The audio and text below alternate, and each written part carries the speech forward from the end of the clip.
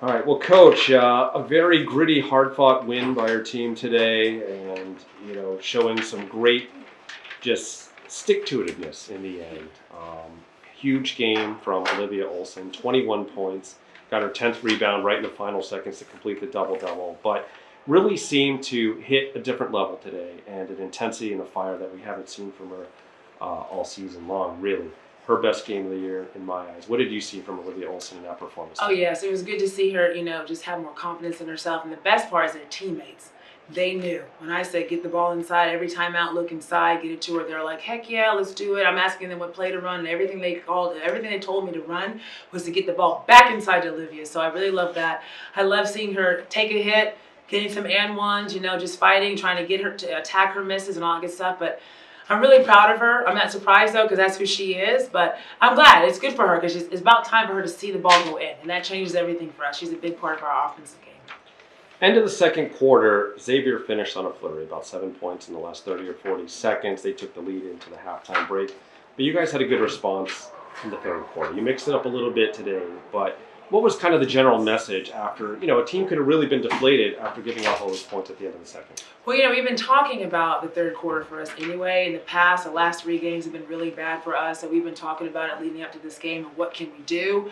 I did mix up the starting lineup for the second half, and I thought we responded really well with that. No, it was just don't give up, but also to be ready for the press. We started to turn the ball over. We had a little bit of a panic there at the very end of the second quarter, and I said, come on, let's regroup, let's take care of the ball, make the passes. I don't love awesome passes. I want the good pass, the sure thing, okay? And so we talked about that, drew some things up, and put in a new group, and they gave us a little bit of fresh air, and then we put the old people back in, the old ladies, and we got after it. So just really simple stuff. Just really want to be focused on what we can do and what we can control. And at the end of the second quarter, we were all over the place, and they really did a good job of pressing us. And I think we'll see that a lot more in the future. Well, defense is certainly your team's calling card. Defense was the name of the game again today. You guys held them to just 29% from the field. And more impressively, 8 of 34 from three-point line. They were just 24% from beyond the arc. You came into the game as the number 1 team in the Big East and defending the 3. Really seemed to make things miserable for them. Can you talk about that defensive pressure that you guys were able to put on them?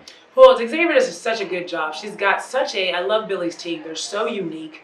Very special players. I mean, they are very smart, high IQs. They all pretty much can shoot threes. So we talked about that. I really focused on building a wall, which is just switching and making sure they don't get any easy looks at the three-point line. Thought we did a really good job of that. But we talked about it, watched film, we practiced it, and it turned out in our favor. So really proud of the women. Of course, it's the first game in a 3-game homestand for you guys. How important is it to have that support of the crowd to really push you in that final quarter?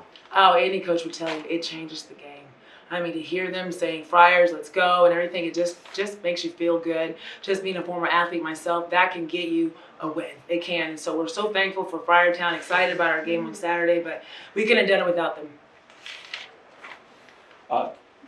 Based on the season you hope to have, you need to get going here. Yeah. Obviously, and I'm sure that the players know that as well.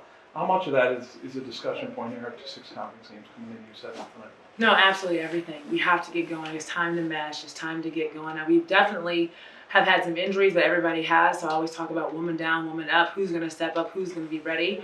And so I think we do a really good job. My assistants do a great job of keeping everybody in the loop, making sure we're watching film. But we got to get going. We talk about it every day. I mean, the staff, as we talk about how can we get these girls going, what's a good group on the floor, the substituting, all that stuff. So it's definitely a conversational piece. We got to get going. You're missing 2 primary ball handlers in Kylie and in Orla. So maybe what can you say to the players who are going to have the ball in their hands to try to make it a little easier for them? Well, it definitely was Marta and it was Michaela that were helping us in the point guard position a lot. Grace had a little bit of time there as well. Bryn brought the ball up as well. We talk about point guard by committee right now. And so just giving them more confidence.